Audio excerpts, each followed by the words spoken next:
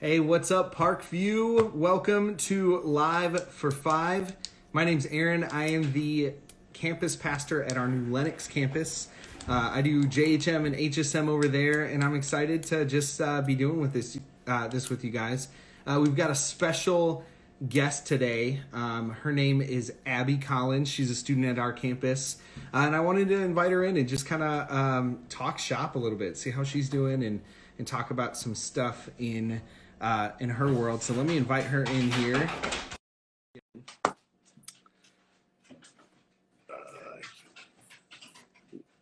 Looks like she's connecting. There she is. Hi. Hey, how's it going? What's up? Yeah. Hey, why don't you introduce yourself to us? Tell everybody just kind of something you on a rainy day like today. This is a good question. On a rainy day like today, what's like your go-to? Is it like a movie or certain snack, or what do you do? Well, I usually try to play guitar, or today I've been watching a lot of TikTok. Yeah. I mean, it just takes up hours. Isn't that every day though? You know, Yeah. like TikTok's my wife is all about TikTok right now. Yeah. Like I think she's done with like some of the just news and other social media sites. So she's all over TikTok because there is none of that on there. Just, you got to learn all the dances. Yeah, it's true. I'm all about the dog videos. You know, I follow some of those. Yeah, some of those are really good. The talking ones are hit or miss, you know, where they put voices over, but yeah. you know, I love dogs. I'm a big dog person. So, hey, Abbey, people might, you mentioned you play guitar and people might not know this about you. And I'm sure, you know, we're all missing something right now, right? Like when it comes to just not doing our normal stuff. And I know you play music live in a lot of places. I feel like you're probably missing that right now. Yeah. Yes, definitely. I'm sure. Yeah. How'd you get into doing that? Like, when did that start? When did you start playing? And when did you decide you wanted to do that? I started playing when I was like 10 or 11. Okay. I started playing guitar when I was, maybe a little bit younger than that, and I didn't like it. I couldn't get my fingers to like get in the right spots. It was so bad. And then a few years later, I think I started when I was like 6 or 7. And then when I was like 10 or 11 is when I actually started. And I started at Down Home Guitars, and I did private lessons, and then I started doing band stuff, and that's when I started to know that I really like to do like performing. Yeah. And then I started like going to a bunch of open mics, and people would ask me, oh, hey, you want to play for this? You want to play for that? You want to play here? So it's been really cool. Yeah, that's awesome. Yeah. I see some people are in here watching us and watching in the chat. Darren, our students director, said you should play something now. How do you feel about that? I can. We don't have to put you on the spot. If you want to, we can. I But it's up to you. It's completely up to you. Maybe we'll post something later, a video of you playing something. Yeah, you pick. We'll do that. Okay. All right, cool. So, hey, Abbey, I know when it comes to anybody who does something in front of people, right? Like you could play basketball, you could be an artist and have an art display. You can be a musician. When it comes to doing your thing, whatever that is in front of people, I feel like there's a lot of times where we get into this place of having like just anxiety that surrounds that. I mean, I'm in that camp. Or is that something you have to deal with as a musician? Definitely. It's hard when you are your own worst critic. Like, a lot of times like for me personally, there's been multiple times where like I'm doing a song and I just completely mess it up, and it's in front of like, 10, 20 people. Yeah. And I know it's not a lot, but like it really, takes a toll on that day. But try to handle it the best as you can. Yeah. Yeah, I hear that. It's tough though, because I think we remember our mess ups more than anybody else does, right? Like I'm sure you get this a lot where, you get done with a set and you remember all of your mistakes, but other people are talking about things that you're like, how did you not, and you're surprised to not hear that they aren't talking about it, right? Yeah. So tell me, like, for you, how do you fix that for yourself? Like, what are the things that you try to do to remind yourself, to maybe take it easy, and not criticize yourself too hard? Yeah, well, I try to remember that, I mean, everyone has a bad day, and I know that's easier to say than to actually, like, remember and think about, like, especially when you're so focused on that bad part.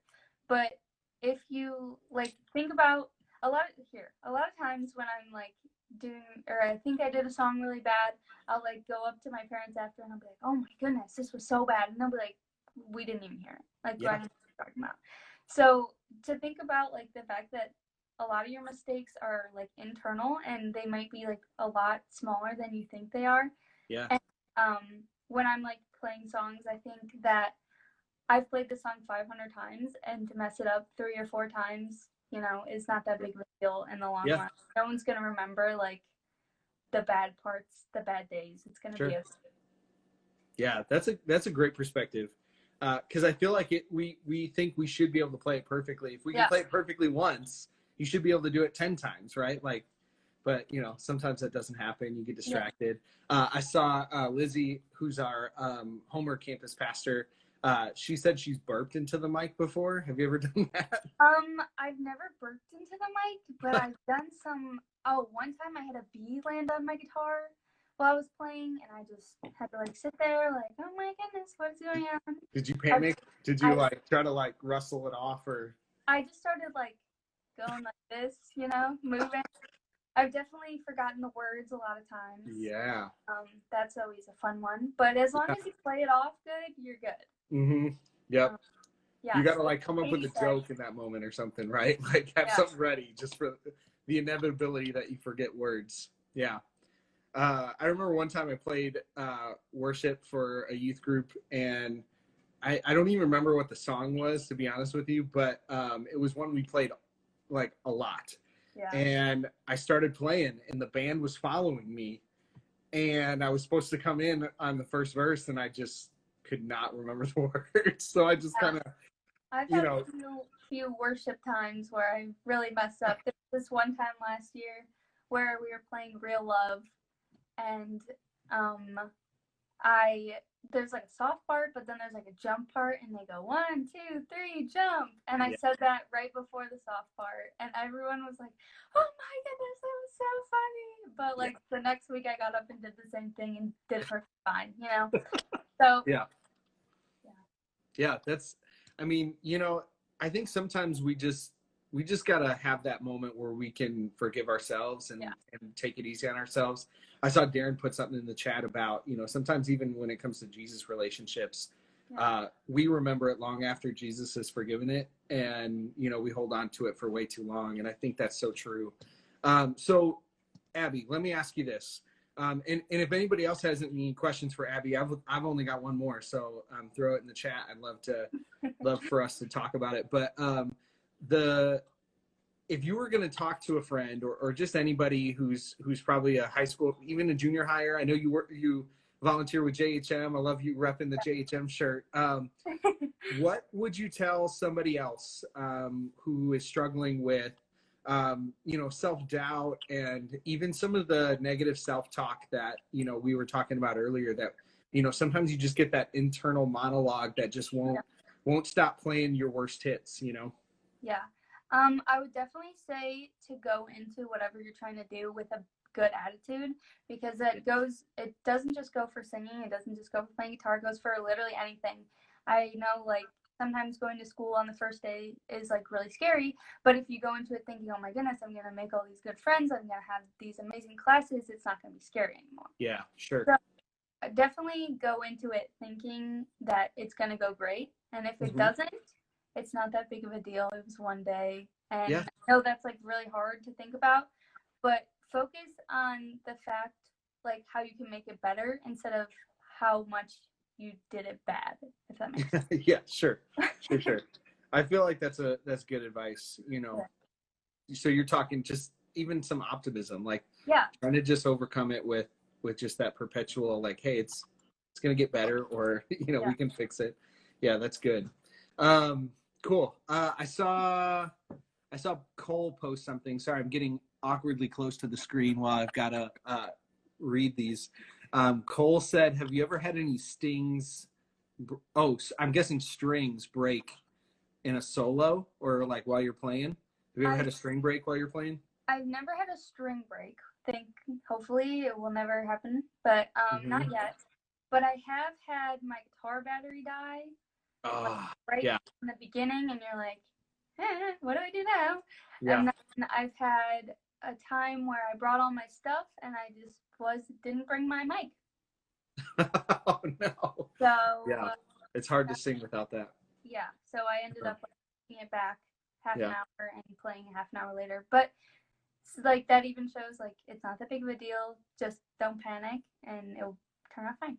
Yeah, things happen, for all of us. So nobody's perfect. Yeah. Nobody's nerfect. I even have a shirt that says, I have no idea what I'm doing, because that's true 90% of the time. So sometimes you just got to pretend like it was unintentional, right?